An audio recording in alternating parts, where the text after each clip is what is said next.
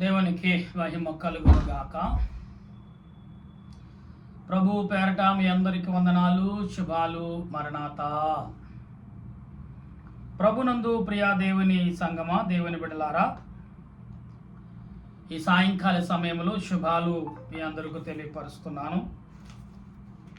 ఎందుకంటే దేవుడు తన కృపను బట్టి నిన్ను నన్ను బలపరుస్తున్నారనే భావము మర్చిపోవద్దు. ప్రభు ఆత్మరూపుడు, ఆదరణకర్త కలుగజేసేవాడు. ఎల్లప్పుడూ ఇప్పుడు ఎల్లప్పుడూ శుభాలు కలిగినట్లు ఆయన విషయంలో ఆత్మస్థలంపులు మనం కలిగిన వారిగా ఉండవలసిన వారమైనాం. ఎందుకు అంటే దేవుడు తన కృపను బట్టి నిన్ను నన్ను బలపరుస్తున్నాడు. దాని కొరకు ప్రార్థన చేద్దాం. ప్రార్థన.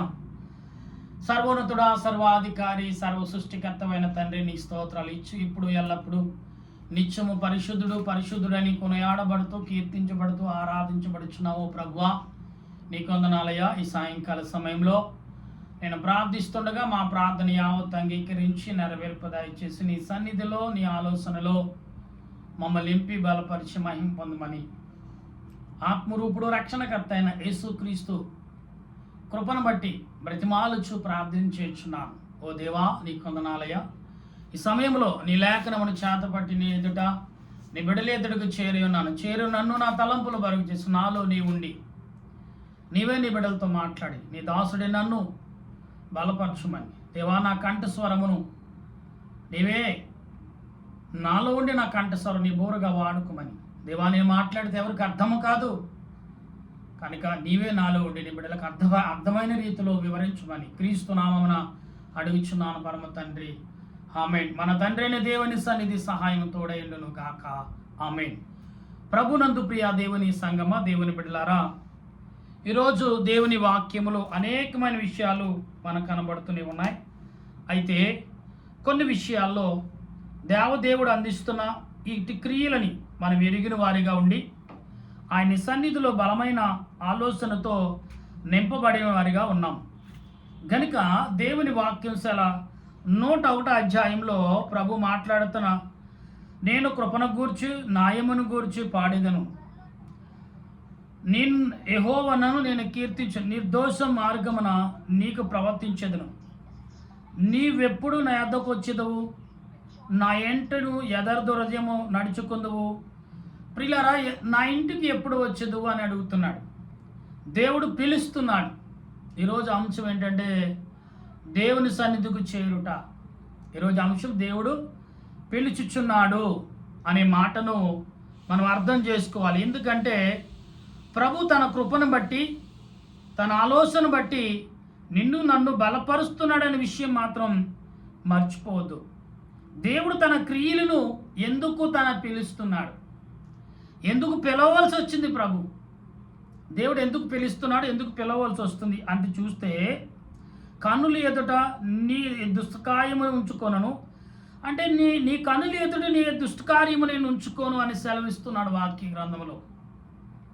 అంటే దేవుని వాక్యము ఏ రీతిగా ఉన్నది అని మనం గమనిస్తే ఆలోచన క్రియలలో మనము కలిగి ఉన్నామా అనేది ఆలోచన కలిగి ఉంటే మన తొలగిన వారి క్రియలు అవి నాకు అంతరయ్యమును, మూర్ఖ చిత్తులు నా యొద్ద నుండి తొలగిపోవారు, దౌత్యమును నేను అనుసరింపను, తమ పొరుగు వారి. అంటే ప్రియులారా, ఇక్కడ మాట్లాడుతున్న ఈ మాటలన్నీ కూడా ఆత్మ సంబంధమైన మాటలుగానే ఉన్నాయనేది మనం గమనించాలి. దేవుడు ఎందుకు ఈ మాటలను నీకు నాకు చూపుచున్నాడు, ఎందుకు చూపించబోతున్నాడు, ఎందుకు ఈ మాటలు మనకు కనపరుస్తున్నాడు అంటే దూషించేవారు నేను సంహరించదను. అహంకారం అంటే ఇక్కడ ప్రియుల అహంకార మూర్ఖ చిత్తులు నా యొద్ద నుండి తొలగిపోదురు, దౌత్యమును నేను అనుసరింపను, తమ పొరుగు వారికి చాటున నివసించే వారిని నేను సంహరించదను, అహంకార దృష్టి గల వారిని గర్వించిన హృదయములు కాని నేను సహింపను, నా యొద్దన నివసించినట్లు దేశమున నమ్మకమైన వారిని నేను కనిపెట్టుచున్నాను, నిర్దోష మార్గమున నడిచిన వారు నాకు పరిచారకులు, మోసము చేయవాడు నా ఇంటి నివసింపరాదు, అబద్ధములాడివాడు నా కనులు ఎదుట నిలవడు, యెహోవా పట్టణమును కాపాపము చేయవారని యెహోవా పట్టణములో కాపాడుచున్న వారందరినీ, అంటే యెహోవా పట్టణంలో పాపము చేసిన వారందరినీ నిర్మూలన చేయను. దేశమందలి భక్తిహీనులందరినీ ప్రతి ఉదయమున నేను సంహరించెదను. అంటే ప్రియులరా, ఆత్మ సంబంధమైన క్రియలు నువ్వు కలిగి ఉన్నావా? ఆత్మ సంబంధమైన విశేషాలతో నువ్వు జీవిస్తున్నావా? ఆత్మ సంబంధమైన క్రియలు నువ్వు కలిగి ఉన్నావా? అయితే ఏ రకమైన క్రియలు ఉన్నాయి ఇక్కడ మనము గమనించాలి. ఉదయకాలంలో నువ్వు దేవునిని స్తుతిస్తున్నావా? దేవుడు పిలుస్తున్నాడు ఇవాళ నిన్ను. ఎలా పిలుచుచున్నాడు అంటే ఇక్కడ మనం గమనించాలి ఒకసారి. ప్రియులరా, ఈ యొక్క 101లో మాట్లాడుతున్న ప్రభు 8వ అధ్యాయంలో ఏమంటున్నాడు? పిలుచుచున్నాడు. పిలిచేవాడు అంటే నీ ఎడల ఎవరైనా ఉంటే ఉదయకాలం, ప్రతిరోజు ఉదయకాలం సాయంకాలంలో సంహరిస్తానంటున్నాడు. ఎంత గొప్ప విశేషం అండి ఈ మాట. దేవుని బిడ్డలారా, దేవుడు ఎంత ప్రణాళిక నీ ఎడల సృష్టిస్తున్నాడు, ఎంత ప్రణాళికను దేవుడు నీ ఎడల కలిగి ఉన్నాడు అని భావం మనం కలిగి ఉంటే, ఇక్కడ ప్రభు మాట్లాడుతున్న ఈ మాటలని మనం ఒకసారి ఆలోచన కలిగి ఉండాలి. ప్రియులరా, మనం గమనించినప్పుడు దేవుడు ఆలకించేవాడుగా ఉన్నాడు. ఎందుకంటే ఆత్మ సంబంధమైన క్రియలు మనం కలిగి ఉన్నప్పుడు ప్రభు మాట్లాడుచున్న మాటలని మనం గమనించాలి. ప్రియులరా, ఈ 101 అధ్యాయములు సెలవిచ్చిన ఈ మాటల అధ్యాయంలో సెలవిస్తున్న ఈ మాటలు ఎలాగున్నాయంటే, నేను కృపను గూర్చి ఉన్నాను, న్యాయము గూర్చి నేను పాడిదను. అంటే ఇతరు పాడే పాట ఎలాగుందంటే కృపను గూర్చి, న్యాయము గూర్చి. నాకు కృప కావాలి, న్యాయము కావాలి. ఎవరు ఎదుటండి? ప్రభు ఎదుటండి. కృప కావాలి, న్యాయము కావాలి. ఈ న్యాయం ఎక్కడ లేదు? ఈ లోకంలో ఉన్నది అని గ్రహిస్తే దేవుడు నీకు అంటే ఆలోచనను, క్రియలను ఇచ్చేవాడిగా ఉన్నాడనే విషయం మాత్రం మర్చిపోదు. నా ప్రియమైన దేవుని సంగమా, దేవుని బిడ్డలారా, ఈ సాయంకాల సమయంలో దేవుడు నీ పట్ల, నా పట్ల చూపుచున్న ప్రతి క్రియ ఏదైనా ఉన్నది అంటే ఆత్మ సంబంధమైన క్రియలుగానే ఉండాలి తప్ప అపవిత్రమైన సంబంధమైన క్రియలుగా ఉండకూడదని ప్రభు చెప్తున్న మాట. ఈరోజు నీవైనా, నేనైనా, ఎవరమైనా కానీ ఆత్మ సంబంధమైన క్రియలు మనం కలిగి ఉండాలి. అపవాది సంబంధ క్రియలు మనం కలిగి ఉండకూడదు. ప్రియులారా, ఇక్కడ ఏమన్నాడు? కృపతో ఆయన నేను పాడేదను, నేను కీర్తించేదను, నేను గణపరిచేదను అని అంటున్నాడు. అయితే నేను కీర్తించేదను ప్రభువా, నిర్దోష మార్గమున అనేకులను అని నిర్దోష మార్గములో అనేకులతో నేను నిర్దోషగా నేను ప్రవర్తిస్తాను అంటున్నాడు. న్యాయముగా, నీతిగా నేను జీవిస్తాను దేవా అని అడుగుతున్నాడు ప్రభుని. ప్రియులారా, మనం ఒకసారి ఆలోచన కలిగి ఉండాలి ఈ విషయాల్లో. ఎందుకంటే ప్రభు నీతోటే మాట్లాడుచున్నాడు అనే భావం మనకు కలిగి ఉన్నప్పుడు దేవుడు ఎందుకు ఈ మాటలు మాట్లాడుచున్నాడు అంటే, నీవెప్పుడు నా యొద్దకు వచ్చేదవు? నా ఇంటిగా. ఇక్కడ యేసుప్రభు పిలుస్తున్నాడు. ఇవాళ పిలుపు దేవుడు పిలుచుంటే ఎప్పుడు నా ఇంటికి వద్దవు, నా ఇంట్లో ఎప్పుడు యథార్థంగా నడుచుకుందువు. దేవుడు ఎంత గొప్ప మాట్లాడుతున్నాడు నీ మాటను. ప్రియులరా, యథార్థత నువ్వు నా ఇంటికి ఎప్పుడు వస్తావు? ఎప్పుడొచ్చి నా ఇంట్లో నివసిస్తావు? నా ఇంటికి వచ్చి నా ఇంట్లో యథార్థంగా ఎప్పుడు నువ్వు నడుచుకుంటావని ప్రభువు అడుగుతున్నాడు. ప్రియులారా, అయితే ఈ పిలుపును మనం మర్చిపోతున్నాం. ఎందుకంటే యథార్థత అనేది మనలో ఉందా ఈ లోకములు అంటే మహా కష్టం. భూతార్థమైతే నెతకాలి మనలో. ఇతడు యథార్థుడు అని చెప్పుకోవడానికి భూతార్థంలో వెతకాలి మనం. అలాగుంది మన పరిస్థితులు. అందుకే దేవదాసయ్య గారు అన్నారు, ఏవండి అన్న ఉడికేటప్పుడు మెతుకు పట్టుకుంటే చాలదా? ఏవండి పాలిచ్చే పాడిని దాని రూపు చూస్తే చాలదా? ఏవండి వాతావరణం వర్షం వస్తుందో మేఘంతో చాలదా? భార్య తన ప్రేమిస్తుందో లేదో తన మాటలోనో తెలియదా? ఇలాగ అనేకమైన సూచన లోక గ్రంథంలో లోకరీతిగా చెబుతూ ఇక్కడ యథార్థతనంటే విశ్వాసాన్ని ఎప్పుడు నువ్వు బలపరుచుకుంటావు అనే మాటను ఇక్కడ ప్రభు పిలుస్తున్నాడు. ఎందుకు పిలుస్తున్నాడు? పరలోక రాజ్యంలో నీవు ఇక్కడ భూలోకంలోనే కాదు, యథార్థతను ఎక్కడ కూడా నీ యథార్థత నేను చూడాలని పిలుస్తున్నాడు. భూలోకంలోనే కాదు, పరలోకంలో కూడా ప్రభు నిన్ను యథార్థతను చూపించమని అడుగుతున్నాడు. ప్రియులారా, ఈ 101 అధ్యాయం 2వ వచనంలో మాటలు యథార్థత మన దగ్గర ఉందా? అందుకే నేను రూఢిగా నమ్మేది ఏంటంటే, ఏమంటే తీర్పు అనే స్థలంకి వెళ్ళినప్పుడు నీలో సాక్ష్యం ఉందా? తీర్పు అనే సాక్ష్యం ఉందా మనలో? దావీదు దగ్గర టన్నుల లెక్కన ఉంది. అందుకంటే దావీదుని ప్రభు పిలుస్తూ, నువ్వు త్వరగా లేచరా నా ఎద్దకు వచ్చేయి, నీవు నా ఇంట్లో నమ్మకం ఏంటో నా ఇంట్లో నేను చూడాలి, కనులారా చూడాలి, నా ఎదుట నీ నమ్మకాన్ని నాకు చూపించాలని ప్రభు అడుగుతున్నాడు. అంటే ఇక్కడ అంటున్నాడు, నా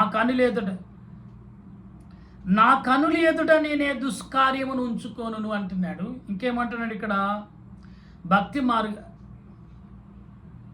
భక్తి మార్గములు తొలగిన వారి యొక్క క్రియలు నాకు అసహాయం. భక్తిగా నటించేవారు మాత్రం నా కంటికి అసహాయంగా కనపడతానంటున్నాడు ప్రభువు.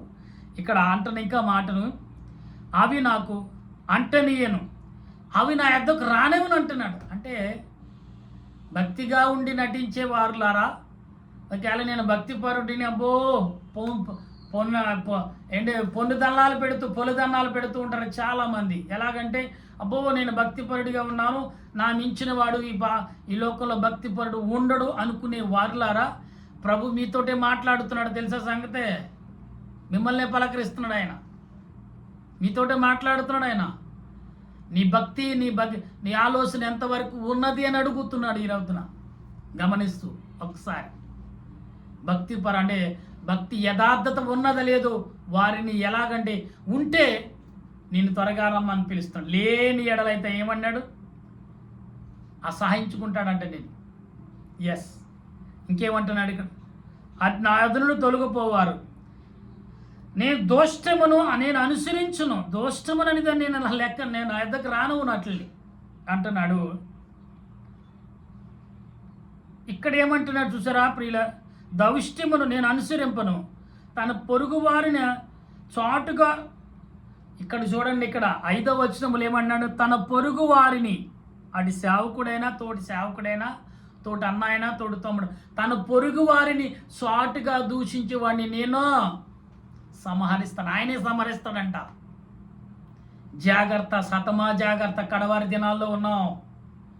నీ పొరుగు వారిని రూపాయి ఇవ్వలేకపోతే, వ్యాపారంలో ఏదో ఒక రూపాయి ఇవ్వలేదు, అవతల వల్ల ఎందుకు ఉండో ఇవ్వలేదు, లేక ఇవ్వలేదు, ఒకసారి నువ్వు అతన్ని పిలిచి ఎందుకు ఇవ్వలేదని అడుగు ధర్మంగా. అంతే తప్ప అతన్ని దూషించటానికి నువ్వు మాత్రం దూషిస్తే దేవుడేమన్నాడు, అతడి కంటే ముందు నేనే సంహరిస్తాను, నిన్నే లేకుండా చేస్తానంటాడు. జాగ్రత్త. అందుకని ఎవరినైనా తిట్టేటప్పుడు కానీ, ఎవరినైనా సనుక్కునేటప్పుడు కానీ, ఎవరినైనా మాట్లాడేటప్పుడు కానీ, అవతల వారిని తక్కువ చేసే సమయంలో కానీ జాగ్రత్తగా ఉండమన్నాడు. లేదంటే ఆయనే రంగంలో దిగుతానంటున్నాడు ఆయన. నేనే డైరెక్ట్గా వస్తా, సంహరించేస్తాను. ఇంక వాడిని బాబు అమ్మ అని బతిమలుకునే అవకాశం ఇవ్వడం. ఎందుకంటే మొత్తం నీ క్రియలు ఇప్పుడు ఏదో నటిస్తే అయ్యా నన్ను వదిలిపెట్టు అని చూస్తూ అక్కడప్పుడు అని ఒకప్పుడు సినిమాలు చూసినప్పుడు ఆ దృశ్యాలు చూసేవాళ్ళం ఎక్కువ. అలాగా నటించే జీవితం, సినిమా నటన జీవితం దేవుడికి నచ్చదు. ఇలా అలాంటి చాలామంది ఉన్నారు. భర్త దగ్గర మరొక రకంగా నటిస్తాడు భార్య ఎదుట కూడా మరొక నటుడు భర్త. ఈ లోకంలో చూసిదే. కానీ దేవుని ఎదుట మాత్రం మీరు నటనగిని సాటిస్తే దేవుడు అన్నాడు ఏమని, ఇదిగో నేనే భూలోకంలో ఏమయ్యాడో కూడా లేకుండా, అసలు నీ ఉనికిని లేకుండా చేస్తానన్నాడు దేవుడు. ఎంత కఠినంగా ఉన్నాయి. బైబిల్ గ్రంథము ఎంత ప్రేమిస్తుందో అంతగానే ఖండిస్తుంది గ్రంథం. ఇలా దానికి లోపడకుండా బైబిల్ ఖండించింది కదా నేను ఖండించేద్దాం అనుకుంటున్నారు ప్రజలు. చాలా తప్పు చేస్తారు. మొదట మీరు ఖండించాలంటే మొదట దేవుని యొక్క లోపంలోకి, దేవుని యొక్క ఆలోచనలోకి మీరు రండి. అప్పుడు దేవుడు ఎప్పుడు ఎలా మాట్లాడాలో ఆయన నడిపిస్తాడు, ఆయన మాట్లాడిస్తాడు. ఒక సేవకుడు అంటాడు, ఏమండి సంఘముతో ఎక్కువగా మమేకం అవ్వకూడదు. సంఘంలో నువ్వు సేవకుడిగా దేవుడు నిలబెట్టాడు. సంఘము అయ్యగారని పిలువబడితే తప్ప నువ్వు సేవకుడు అంటే నీలో దేవుడి క్రియలు చేశాడు. ఆ క్రియలు వాళ్ళే సాక్ష్యంగా ఉన్నారు. వాళ్ళే పక్కన పెట్టాలంటే ఎంతవరకు కరెక్టు? ఇక్కడ అంటున్నాడు కదా ప్రియులారా, గమనించండి. అహంకార దృష్టి గలవారిని, గర్వించు హృదయము గలవారిని నేను సహాయపడు. చూడ, అహంకార దృష్టి, గర్వించే దృష్టి. ఇవాళ చాలామంది గొప్పలుగా ఉన్నాం. గర్వించిన వాడు ఎవడైనా ఉన్నాడో భూతార్థంలో వెతకాల మనం. ఎస్, నా మట్టికి నేను కూడా ఒక్కసారి గర్వంతో ఫీల్ అయిపోతూ ఉంటాం.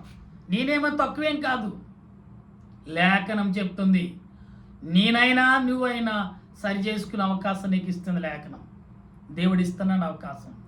సరి చేసుకోకపోతే ఆయనే కత్తి పట్టుకుంటాడు. ఆయనే మొత్తం కుతుకులోకి మొత్తం ఏమైనా ఏరులతో సహా నీ పునాదులు కూడా లేకుండా చేస్తాడు ఆయన. ఇది మాత్రం చాలామంది గ్రహించలేక బ్రతుకుతున్నారు. నా ప్రియమైన స్నేహితులారా, గమనించండి ఒకసారి. అయితే ఇక్కడ అంటున్నాడు ఇంకాను, నా యొద్ద నివసించినట్లు దేశములో నా యొద్ద నివసించుటకు దేశములో నమ్మకస్తులైన వారిని నా యొద్ద నివసిస్తాను అంటున్నాడా? కనిపెట్టుచున్నాను అంటే ఇక్కడ దేశంలో నా యొద్ద నివసించే వారిని ఆయనే కనిపెడుతున్నాడంట.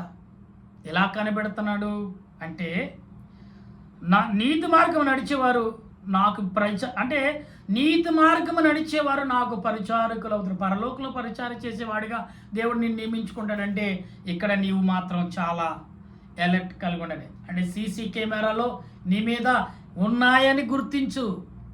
నువ్వు సీసీ కెమెరాలు పెట్టుకుంటా ఏం జరుగుతుందని, కానీ నీ మీద సీసీ కెమెరా ఉందని ఆ సంగతి నీకు తెలుసా? ఆ సీసీ కెమెరా దేవుడు పెట్టాడని నీకు తెలుసా? ఎందుకంటే ఇలా నేను బోధకుడయ్యాను, మహా ఇంటర్నేషనల్ సేవకుడని చెప్పుకుంటే నీకు తీర్పు ఉంది. నీకంటూ సాక్ష్యం ఉండాలనేది దేవుని. నువ్వు తీర్పులోకి వస్తున్నావా, లేదా డైరెక్ట్గా నా ఇంట్లోకి వచ్చి ఇక్కడ నీతిని అక్కడ కూడా నీ నీతిని చూపించగలుగుతున్నావని దేవుడు అడుగుతున్నాడు. అది లేకపోతే నష్టపోయేది నువ్వే అని మాత్రం మర్చిపోవద్దు కుమారుడా అని చెప్తున్నాడు. ఇక్కడ ఏమన్నాడు చూడండి ప్రియులారా, గమనించండి ఒకసారి. మీరు ఏమంటున్నారు? నాకు పరిచారకులు మోసము చేసేవాడు నా ఇంట్లో నివసింపరాదు. నా ఇంటన నివసింపరాదు, నా సన్నిధిలో కూడా ఉండడానికి వీలేదు. మోసం చేసేవాడు. ఎలా దేవుని పేరు చెప్పి లక్షల వేల కోట్లు సంపాదించుకున్న బోధకులు ఎందరు లేరు? నా ఇంట మోసము చేసి నా ఇంట నివసించేవాడు నేను సహించను అంటున్నాడు. ఇక్కడ ఏమంటున్నాడు ఆయన? అబద్ధములాడేవాడు నా కనుల ఎదుట నిలవడు. యెహోవా పట్టణం నుండి చూడండి, యెహోవా పట్టణములోని మోసము చేయవారందరినీ నిర్మూలము చేయను అని అంటున్నాడు. దేశమందలి భక్తిహీనులందరినీ ప్రతి ఉదయమున నేను సంహరించదును. అంటే ప్రియులారా, ప్రతి ఉదయమున ఆయన సంహరిస్తాడంట. ప్రతి ఉదయమున దేశంలోనూ తాను ప్రతి ఉదయమున అతన్ని సంహరిస్తాడంట. ఈ రోజున నువ్వు ఎలాగున్నావు? నీ పరిస్థితి నా ప్రియమైన స్నేహితుడా, దేవుని కుమారుడా, కుమార్తె, ఏ పరిస్థితుల్లో ఉన్నావు ఒకసారి నువ్వు గ్రహించగలుగుతున్నావా? ప్రభువు నిన్ను అడుగుతున్నాడు తెలుసా? నన్ను అడగట్లా, నిన్ను అడుగుతున్నాడు. ఏంటి నీ ఉద్దేశం? ఏంటి నీ ప్రయాణమై? నీ ఉద్దేశం, నీ ప్రయాణమును గమనించకుండా నువ్వు జీవిస్తే నష్టపోయేది ఎవరో? నువ్వే. ఇది మాత్రం చాలా జాగ్రత్త కలిగి ఉండాలని, జాగ్రత్త కలిగి ఆలకించాలని, జాగ్రత్త కలిగి నడవాలనిది ప్రభు ఉద్దేశం. నా ప్రియమైన స్నేహితుడా, దేవుని కుమారుడా, కుమార్తె, ఈ సాయంకాల సమయంలో వింటున్న నీవు నేను మనమందరము కూడా దేవుని పిల్లలము, దేవుని సమూహముతో ఉన్నవారము. అటువంటి మనం ఆత్మ సంబంధాలుగా లేకపోతే నష్టపోతామని గ్రహించగల కృపను దేవదేవుడు పిలుచుచున్నాడు. ఈరోజు అంశం ఏంటంటే పిలుచుట. దేవుడు పిలుస్తున్నాడు. ఆ పిలుపు నువ్వు అందుకుంటున్నావా? లేదో ఉండగల కృపను ఆ దేవదేవుడు మనందరికి అందించును గాక. ఆమెన్. ప్రార్థన చేసుకుందాం. దయగల తండ్రి, నీ కొందనాలయ్యా. ఇదిగో ప్రభా, మరి 101 అధ్యాయములు సెలవిచ్చిన మాటలు మొదట మేము కంటిన్యూగా చదివేశాం. దాని వివరణకు వచ్చినప్పుడు ఎన్నో మర్మాలు దాగి ఉన్నాయి. కాబట్టి ఈ మర్మాలన్నీ కూడా మేము గ్రహించచ్చు, మేము ఆలోచిస్తూ నీ ఆలోచన క్రియలో మాలో సాక్ష్యం అనేది తీర్పులోకి వచ్చినప్పుడు సాక్ష్యం ఉండాలి ప్రభా. తీర్పు మాని సాక్ష్యం మాలో లేకపోతే మేము ఏమైపోతామో. భక్తుడైన దావీదును నువ్వు పిలుస్తున్నావు, రా నీ నీతిని భూలోకంలో కాదు పరలోకంలో కూడా నా ఎదుట కూడా నువ్వు కనపరచు అని సెలవిస్తున్నావు దేవా. ఈరోజు నా స్నేహితులు కానీ, నా బంధుమిత్రులు కానీ, నా దేశ ప్రజలు కానీ, నా చుట్టుపక్కల ఉన్న ఏ 9th ప్లేస్లో ఉన్న ప్రతి వారు కూడా నీతిమంతులుగా, నిజాతిమంతులుగా నా మాటలు వింటున్న, నా ప్రార్థనలు ఎక్కువిస్తున్న ప్రతి కుటుంబం నీతిగా, నిజాతిగా నీ పరలోక రాజ్యములు చేరవలసిన వారసుల వలె జీవించాలి ప్రభువా. కాళ్ళ నొప్పి, కీళ్ళ నొప్పి, శరీరంలో ఆ ఒత్తిడి వల్ల వచ్చే శరీరం యొక్క బలహీనతలు అవి మామూలుగా ఉంది. కానీ పాపంతో వచ్చే శరీరంలో బలహీనతలు మాత్రం ఎన్నడూ నేను విడిచిపెట్ట నాశనము చేస్తాయి. దేవుని నమ్మి దేవుని రక్షణ మార్గం పొంది కూడా పాపము క్రియలకు లోబడితే ఆ దేవుడు అన్న నేనే సంహరిస్తాను, నువ్వు ఆలోచించక్కర్లేదంటున్నావు. దేవా, నువ్వు సంహరిస్తే నేను తట్టుకోగలనా, నేను జీవించగలనా? కాబట్టి మన్నించి క్షమించమని నా దేశ ప్రజలు, నా దేశ పెద్దలు, నా దేశ నాయకులను, మిలిటరీ వారు, పోలీస్ శాఖ వారు, డాక్టర్లు, నర్సులు, పారిశుద్ధ వారు, కార్మికులు, రైతులు, నీటి మీద నేల మీద ప్రయాణం చేస్తున్న వారు, పనులు చేస్తున్న వారు, గర్భిణీ స్త్రీలు, బాలింతరాలు ప్రభా, గుడ్డివారు, చెవిటివారు, మూగవారు, వికలాంగులు, అవయవాలు సరిగ్గా లేని వారు, అనాథులుగా భాగ్యులుగా జీవించుచున్న వారు, ఉద్యోగాలు లేక అల్లాడిపోతున్న వారు, వివాహం కావలసిన వారు, తండ్రి ఇదిగో బిడ్డలు లేక బాధపడుతున్న వారు, ఇదిగో తండ్రి అనేక ఆశలతో అనేక తలంపులతో నీ పాదములు ఎదుట మొరపెడుతున్న పరిచారకులేమి, సువార్థికులేమి, సేవకులేమి, అన్నిటి మానేసేక సేవకులను, బైబిల్ మిషన్లను, మరణాత ప్రార్థన సన్నిధాసులు, నన్ను నా కుటుంబాను ఇదిగో ఈ మై 9th బేసి ప్రజలందరినీ చేతులుగా అప్పగిస్తూ వీరందరినీ రెక్కడకు నీ రెక్కలు చాటున నీ రెక్కల నీడలోకి వచ్చినట్లుగా నీ సహాయం అనుగ్రహించమని క్రీస్తు ప్రభు నామమున అడిగి ప్రార్థన చేయుచున్నాను మా పరమ తండ్రి, ఆమేన్. మన తండ్రి అయిన దేవుని కృపా, త్రియక దేవుని సన్నిధి, సహాయం సదా తోడుగా ఉండి ఆయన రాకడకు సిద్ధపరచునుగాక. ఆమేన్, ఆమేన్, ఆమేన్. మీ అందరికీ వందనాలు. మరణాత.